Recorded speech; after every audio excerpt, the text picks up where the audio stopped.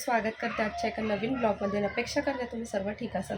तर आता संध्याकाळ झालेली आहे आणि आज आहे ना घरी एक छोटंसं ना प्रोग्राम आहे. प्रोग्राम नाही म्हणू शकत, उद्यापन आहे आणि त्याच्या रिलेटेड जी तयारी आहे तर ती आता मी करायला स्टार्ट करणार आहे आणि त्या सगळ्या गोष्टी तुमच्यासोबत शेअर करणार आहे. आणि कसलं उद्यापन आहे, काय आहे, या सगळ्याच गोष्टी तुमच्यासोबत शेअर करेन.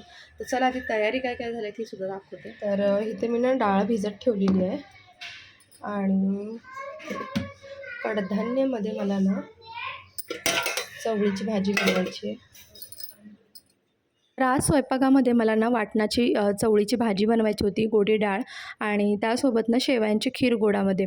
तर खरं तर मी पुरणपोळीचा बेत ठेवला होता, पण दुपारी मला थोडीशी कणकण वाटायला लागली आणि त्यामुळे मग मी पुरणपोळी कॅन्सल करून ना शेवयांची खीर बनवायचं ठरवलं. कारण पुरणपोळीला थोडंसं जास्त वेळ लागतो आणि सकाळपासून जर तयारी केली असेल तर मग तो वेळ पुरला असता. पण सकाळी मला थोडंसं दादरवरून सामान वगैरे घेऊन यायचं होतं, त्यामुळे मग मला सकाळी तयारी करायला काही जमलं नाही आणि आता संध्याकाळीच मी डायरेक्ट तयारी करायला घेतलेली आहे. आता मला देवाची पूजासुद्धा मांडायची आहे आणि पूजा काही जण सकाळीसुद्धा मांडतात, पण शक्यतो ही पूजा जी असते ना संध्याकाळीच मांडली जाते 3 सांजेच्या वेळेला.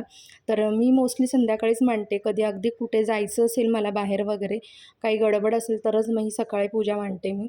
आणि स्वयंपाकाची इकडे तयारी एका साईडला चालली आहे आणि दूधसुद्धा मी आत्ता ताजं आणलं होतं, तर ते दूध पण म्हटलं आता गरम करून घेते, म्हणजे खीर बनवायला सोपं जाईल. आणि हा स्वयंपाक मला लवकर आवरायचा आहे, कारण मग संध्याकाळी ज्या बायका आहेत आजूबाजूच्या तर त्यांनासुद्धा बोलवायचं आहे आणि खरं तर त्यांनासुद्धा जेवणाचं मला म्हणजे काय म्हणतात जेवणाचा प्रसाद द्यायचा होता, पण त्या कोणी रेडी नव्हत्या जेवण्यासाठी. त्या म्हणाल्या की खीर वगैरे चालेल आम्हाला, त्यामुळे मग मी खिरीचाच नैवेद्य बनवायचं ठरवलं.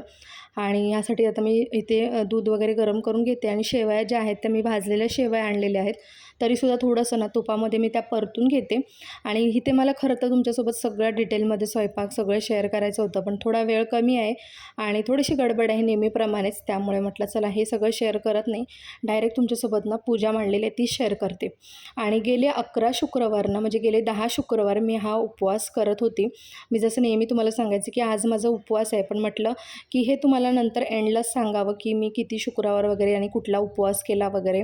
कारण असं म्हणतात की जेव्हा आपण असं काही संकल्प करून कोणते उपवास वगैरे करतो किंवा काही पारायण करतो की काही असू दे, तर ते असं सगळ्यांना सांगायचं नसतं, तर ते लास्टला एंडला जेव्हा ते कंप्लीट होतं तेव्हा तुम्ही सांगायचं असतं. त्यामुळे मग मी हे सगळं तुमच्यासोबत शेअर केलं नव्हतं इतके दिवस. आणि आता इथे स्वतःला मी चहासुद्धा ठेवून घेतला आणि आज मला हळदीचं लेपनसुद्धा करायचं आहे उंबरठ्याला. आणि हळदीच्या लेपनमध्ये ना मी बऱ्याच गोष्टी ॲड करत असते, जसं की गोमूत्र आलं, गंगाजल आलं, गुलाबजल आलं, चंदन पावडर आली, त्यानंतर हळद आली आणि थोडंसं ना मी अत्तरसुद्धा टाकते आणि मग त्याच्याने छान हळदीचं लेपन करून घेते. ते झालं हळदीचं लेपन, त्यानंतर मी ते छान पूजा मांडून घेतली आणि खूप सिंपल अशी पूजा मांडलेली आहे. ह्याच्यामध्ये कोणताही तामजाम नसतो. पोथी वगैरे वाचून घेतली मी. त्यानंतर बायकांसाठी जे मी वाण आणलं होतं, म्हणजे मी एक टिकल्यांचं पाकिट आणि नारळ आणि एक फळ आणि फूल असं मी त्यांची ओटी भरणार होती. ब्लाऊज पीस खरं तर मी आणायला दादराला गेली होती, पण लास्ट मोमेंटला ना मी ते ब्लाऊज पीस आणायलाच विसरली आणि म्हटलं असो, ब्लाऊज पीस नसलं तरी चालतं, नारळाचा सगळ्यात मोठा मान असतो आणि त्यामुळेच मग मी नारळ घ्यायचा ठरवला. नारळ आणि फूल आणि एक फळ आणि टिकल्यांचं पाकिट असं मी त्यांना ओटीमध्ये देणार आहे म्हणजे उद्यापनाच्या वेळी. आणि मस्त इथे ना मी देवाचं नैवेद्य म्हणून खडीसाखर वगैरे ड्रायफ्रूट्स टाकलेलं जे असतं तर ते सुद्धा देणार आहे. तर बघा अशी तयारी मी करून ठेवली होती सिंपल अशी, सगळी म्हणजे त्यांना द्यायचं जे ओटीमध्ये आहे ते सामान एकत्रित करून ठेवलेलं. आणि इथे मी ना जे गालीचा वगैरे तो सुद्धा अंथरून घेतला होता. आणि त्यानंतर आता बायका आल्यानंतर मग त्यांची मी छान पूजा करून घेईन, म्हणजे पाय वगैरे धुवून घेईन आणि त्यानंतर मग त्यांना हळदी कुंकू लावून बाकीचं जे आहे ते सुद्धा देईन.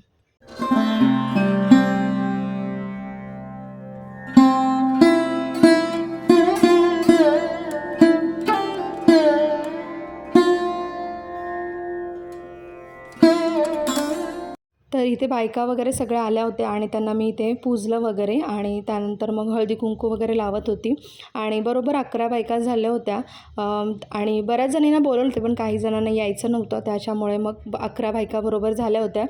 आणि मी कधी पण ना बऱ्याच बायकांना किंवा मुलींना सांगत असते जितक्या येतील तेवढ्या येतील, म्हणजे असं काही ठरवत नाही की 5 जणींनाच बोलवायचं किंवा 7 जणींना. कारण आपल्याला असं वाटतं की जेवढ्या येतील ना तेवढं चांगलंच असतं, कारण लक्ष्मी स्वरूप आपण त्यांना पूजत असतो.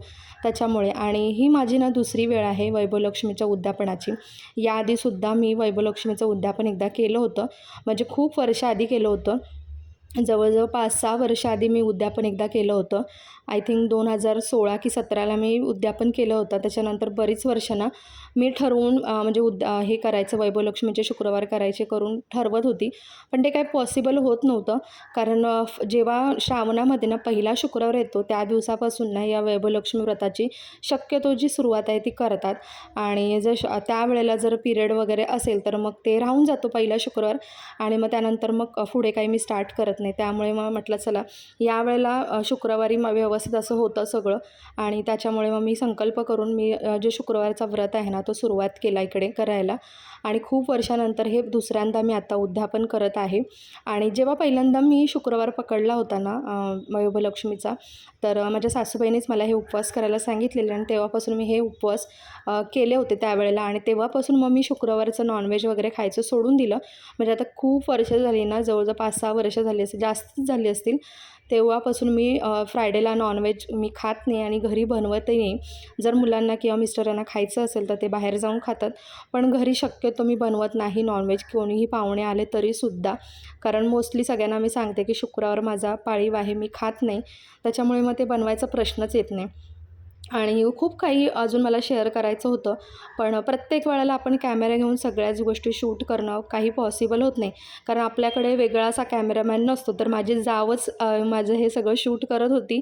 तिची मला खूप हेल्प होत असते अशा वेळेला. कारण प्रत्येक वेळेला ना आपल्याला ट्रायपॉड जो असतो तसं फिरवता येत नाही आणि जेव्हा घरात सगळेजण असे येतात त्यावेळेला प्रत्येक वेळेला असं कॅमेरा ऑन करून सगळ्या गोष्टी करणं बरोबर वाटत नाही आणि ते शक्यही होत नाही. तर असं होतं माझं वैभवलक्ष्मीचं उद्यापन. तुम्हाला कसं वाटलं मला कॉमेंट सेक्शनमध्ये सांगा. काही लेडीज ज्या होत्या त्या आमच्या शेजारच्या होत्या आणि दोघी माझ्या नंदासुद्धा आल्या होत्या आणि जाऊसुद्धा आली होती. तर मग असं उद्यापन झालं माझं आजचं. तुम्ही तुमच्या घरी कशाप्रकारे उद्यापन करता आणि माझं ह्याच्यामध्ये काही कमी जास्त झालं असेल ते मला कॉमेंट सेक्शनमध्ये नक्की सांगा. चला पुन्हा भेटू एक छानशा व्हिडिओसोबत. तोपर्यंत स्वतःची काळजी घ्या. बाय.